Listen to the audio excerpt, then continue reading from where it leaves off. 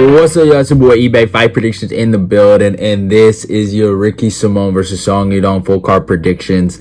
I can't wait to talk about this card. I think it's UFC Vegas 72.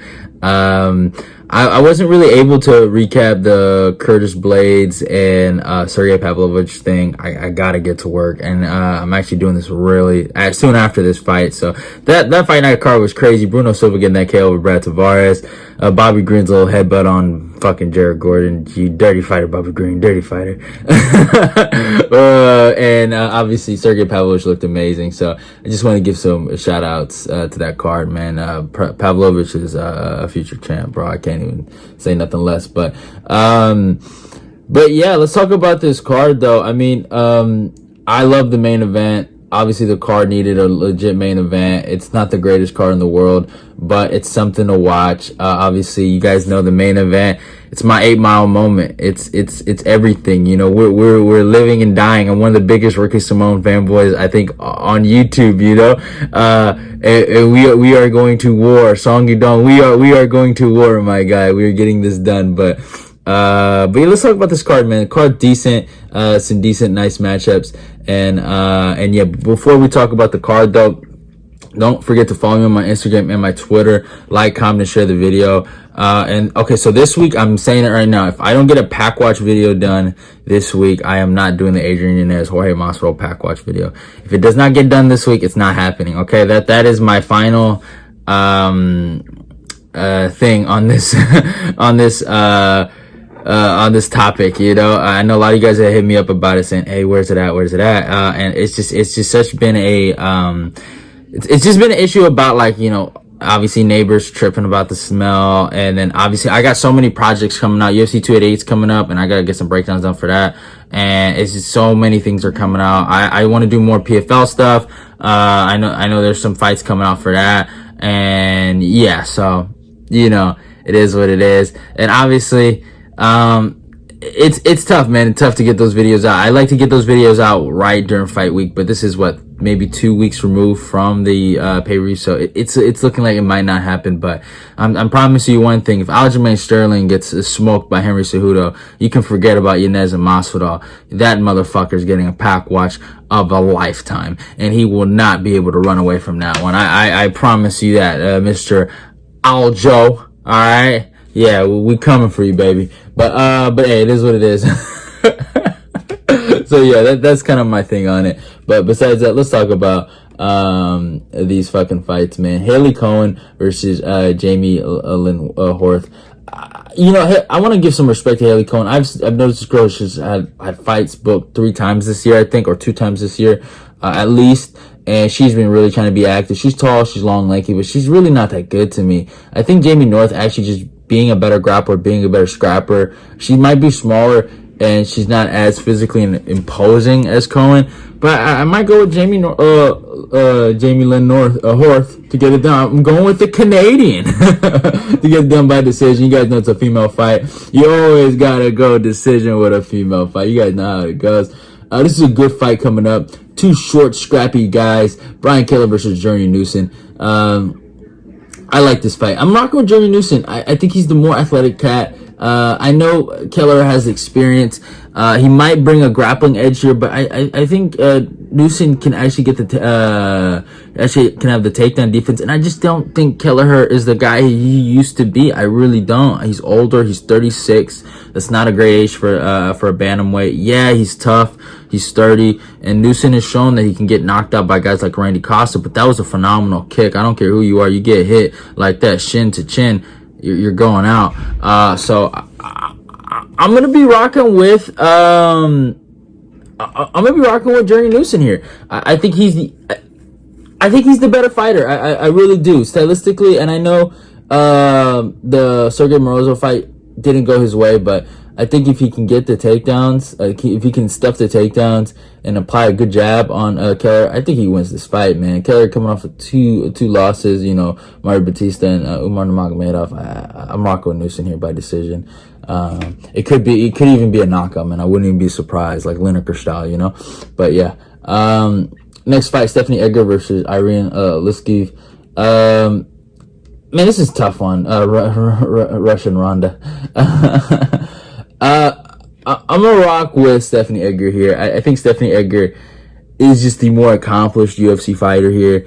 She has more UFC experience. Yeah, I mean, she's a 4-1 fighter. She looked decent in her last fight in Bellator.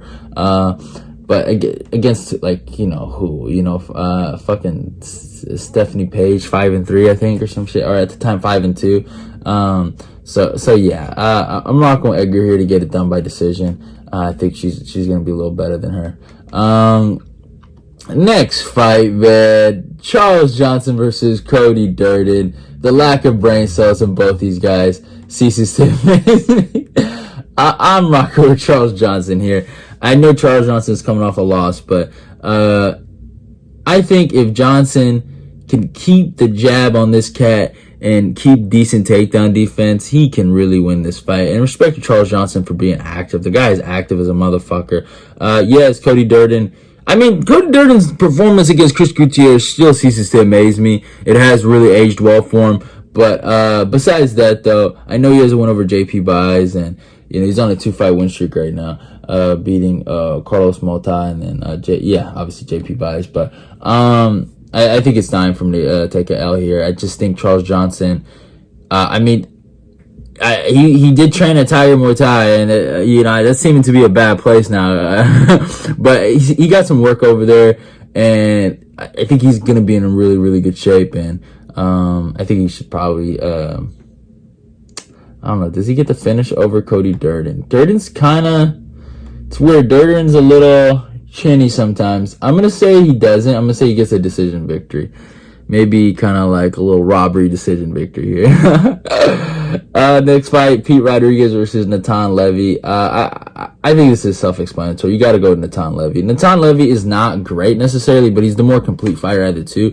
Pete Rodriguez is, the kid's tough, man. He goes out there, tries to fight, and he put hands on fucking, what's his name? Mike Jackson. Oh my God, Mike Jackson loved talking about how, white people this and black people that and Black Lives Matter. My God, did they ever need some Black Lives Matter from Mike Jackson? That dude got hurt, bro.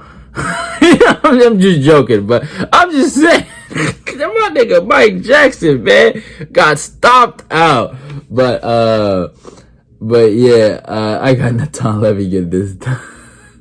But this is, but yeah, it is what it is. Next fight, my guy Julian Erosa versus Fernando Padilla. You guys know Julian Erosa is my dog, and I'm rocking with him by decision. He's the scrappier fighter. Yeah, he's coming off that loss to Alex Caceres. That breaks my heart. I motherfuckers gonna never let me forget that shit. But I do gotta rock with Erosa here. I just think he gets better wins. And I think you might see more of a wrestling approach here from Erosa. So yeah. Next fight, Martin Buday versus Jake Collier. This one's hard, man. This was tough, man. This one's gonna be tough. Collier, I cannot forgive him for that Barnett fight. That Barnett fight, I cannot forgive you, my brother.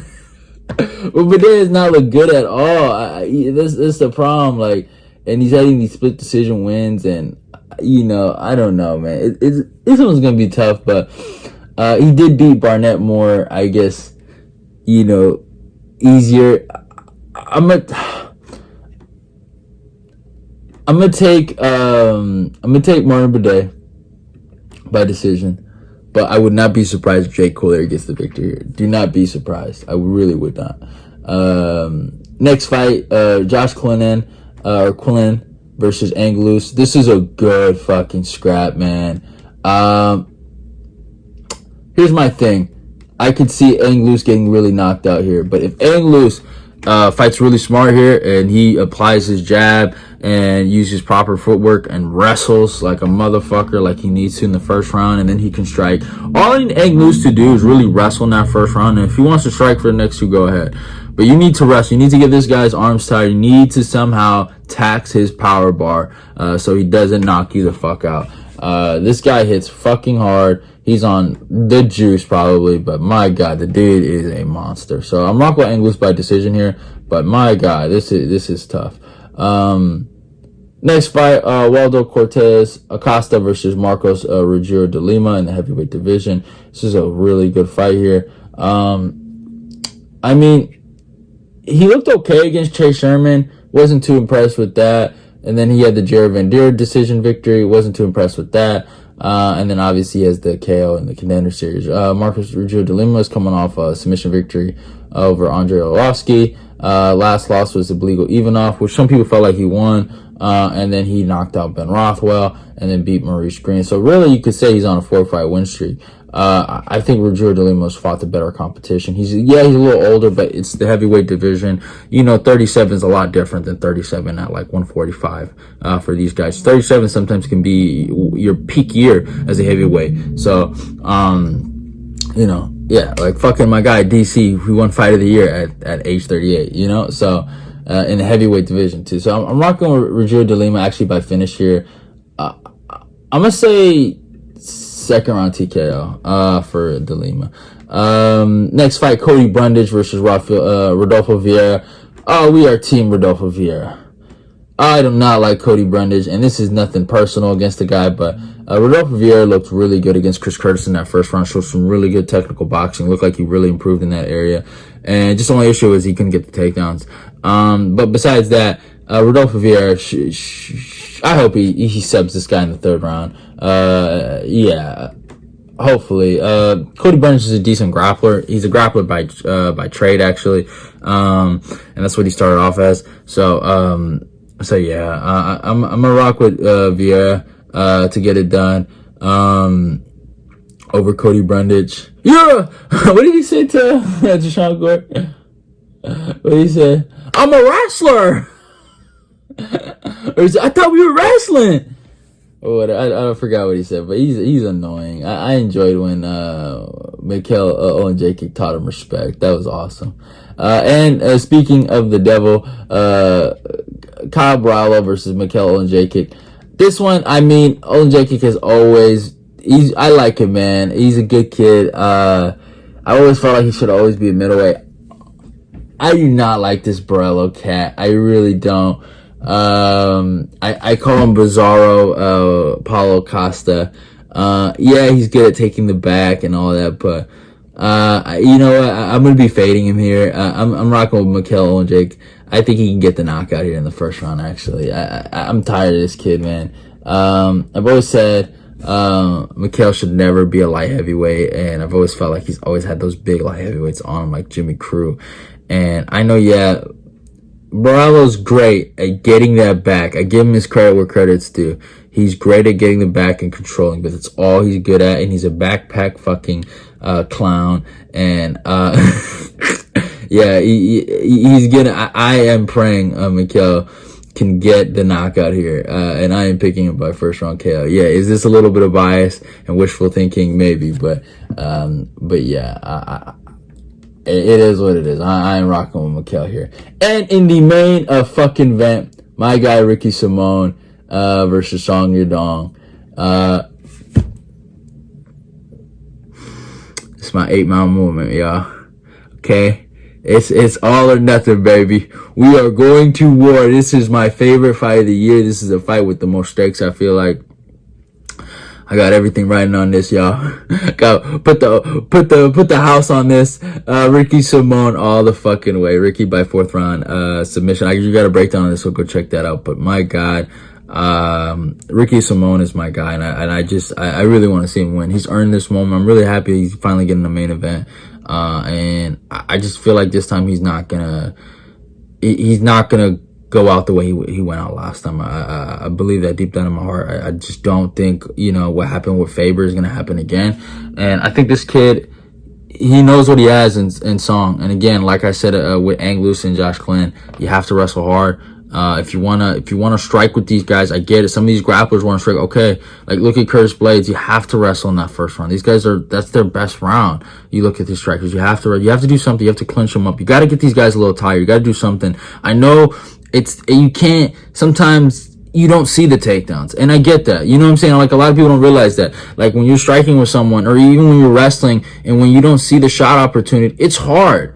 it's hard to force yourself to be like, oh, I'm gonna shoot when I see the uppercut being feinted or I see the knee being feinted. You're like, oh my God, I'm gonna get hit with something. But sometimes you gotta take those chances. And when it doesn't happen and they miss their shot, they're fucked. And if you can get these guys against the fence or you can do something and you make these guys work, get them tired. I know this kid can get tired. Song Yadong is not perfect. Kylo Phillips beat him. All right. Ricky Simón can too. And I'm saying that simple. Ricky Simón can beat this kid. If Kyler can do it, why the fuck Ricky can't? Right? If Cody Stamann can't, why can't Ricky? Right? That's all I gotta say. But yeah, hope you guys enjoyed the video. I got Ricky Simón by 4th round submission, arm triangle, to be specific. But yeah, go follow me on my Instagram and my Twitter. Like, comment, share the video. Let's get this eBay Fight Prediction Nation going. Love y'all and goodbye.